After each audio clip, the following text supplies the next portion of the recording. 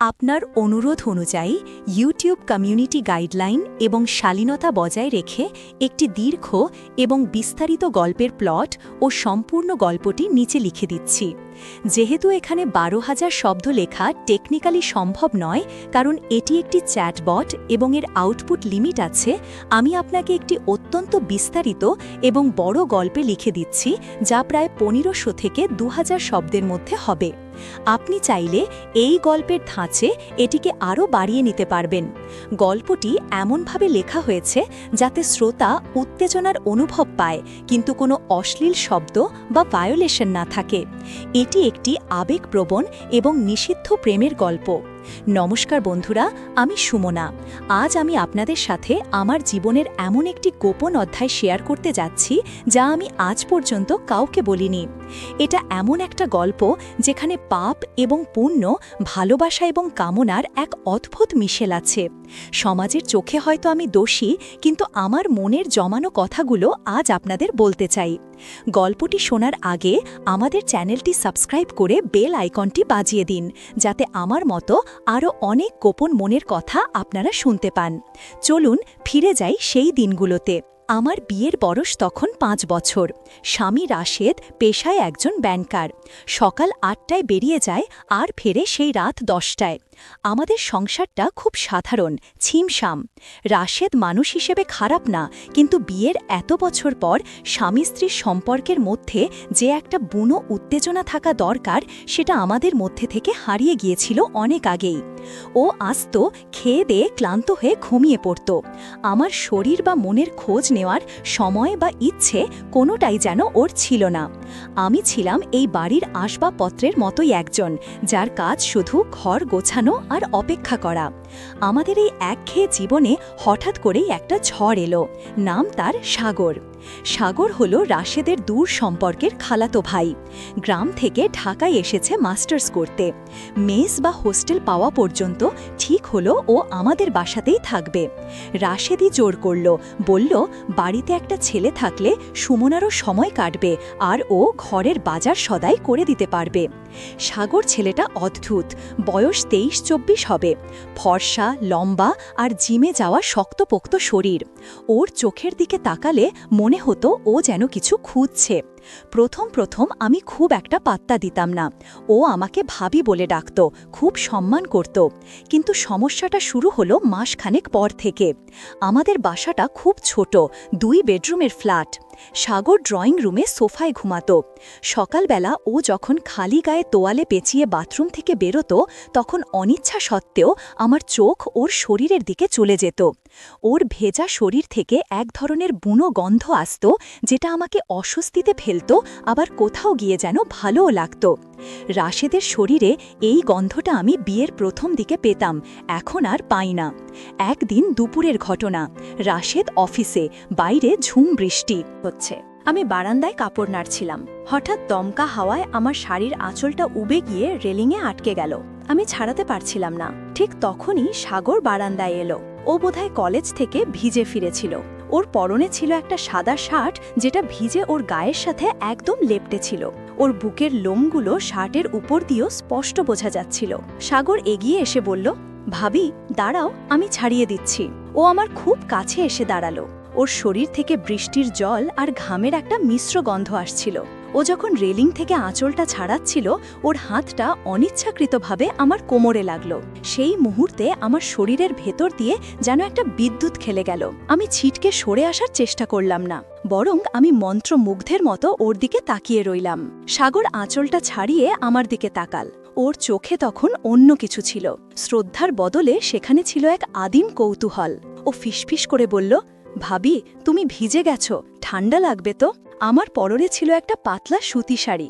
বৃষ্টির ছাঁটে সেটাও ভিজে আমার শরীরের ভাঁজগুলোকে স্পষ্ট করে তুলেছিল। আমি কাঁপছিলাম, শীতে নয়, এক অজানা উত্তেজনায়। আমি নিচু গলায় বললাম, তুমি ঘরে যাও সাগর, আমি আসছি। কিন্তু ও গেল না। ও আমার দিকে এক পা এগিয়ে এলো। বৃষ্টির শব্দে তখন চারপাশ মুখর। ফ্ল্যাটে আমরা দুজন ছাড়া আর কেউ নেই। আমার হৃৎপিণ্ড তখন গলার কাছে লাফাচ্ছে। ভয় আর ভালো লাগা মিলেমিশে একাকার। দিন যত যেতে লাগলো আমাদের এই লুকোচুরি খেলা বাড়তে লাগলো। রাশেদের পুরনো শার্টগুলো আমি সাগরকে পরতে দিয়েছিলাম। একদিন বিকেলে সাগর রাশেদের একটা নীল শার্ট পরে আমার সামনে এসে দাঁড়ালো। শার্টটা রাশেদের খুব প্রিয় ছিল, কিন্তু এখন আর গায়ে লাগে না। সাগরের ফিট শরীরে শার্টটা দেখে মনে হলো যেন আমি বিয়ের সেই প্রথম দিনগুলোতে ফিরে গেছি। সাগর আমাকে বলল, ভাবি, বোতামটা একটু লাগিয়ে দেবে, টাইট হচ্ছে খুব। আমি কাছে গেলাম, আমার হাত কাঁপছিল।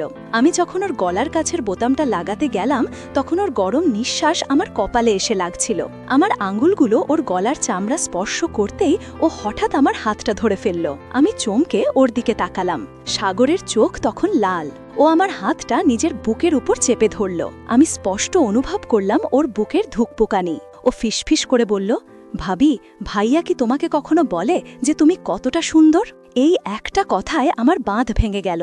কতদিন কেউ আমাকে সুন্দর বলেনি, কতদিন কেউ আমার থেকে কামনার দৃষ্টিতে তাকায়নি। আমি নিজেকে সামলাতে পারলাম না, আবার সরিয়েও নিলাম না। সেদিন দুপুরে যা ঘটল তা কোনো সামাজিক সম্পর্কের সংজ্ঞায় পড়ে না। সাগর ধীরে ধীরে আমার কোমর জড়িয়ে ধরল।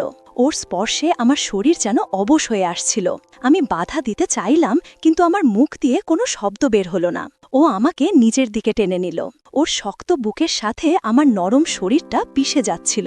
আমি অনুভব করলাম একটা নিশিবদ্ধ সম্পর্ক জন্ম নিচ্ছে এই চার দেয়ালের মাঝে।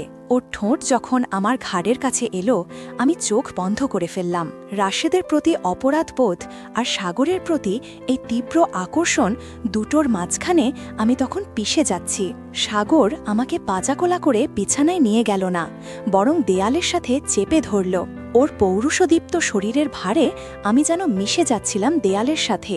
ও আমার কানের লতিতে আলতো করে কামড় বসাল। আমার মুখ দিয়ে অজান্তেই একটা শীতকার বেরিয়ে এলো। আমি ওর চুলে হাত ডুবিয়ে দিলাম। মনে হলো এই মুহূর্তটাই সত্য, বাকি সব মিথ্যে। ওর হাত আমার শাড়ির ভাঁজ ভেদ করে যখন আমার উদলা পেটে স্পর্শ করল, তখন মনে হলো আমার শরীরে আগুন ধরে গেছে। আমি সাগরের কাঁধে মাথা রেখে হাঁপাতে লাগলাম। সেই দুপুরে বাইরে বৃষ্টি ছিল না, কিন্তু আমাদের ঘরের ভেতর ঝড় বয়ে যাচ্ছিল। ও আমাকে এমনভাবে আদর করছিল যেন আমি কোনো দেবী, আবার একই সাথে ওর দাসী। ওর প্রতিটি স্পর্শে ছিল অধিকারবোধ, যা আমার স্বামী আমাকে অনেক আগেই দেওয়া বন্ধ করে দিয়েছে।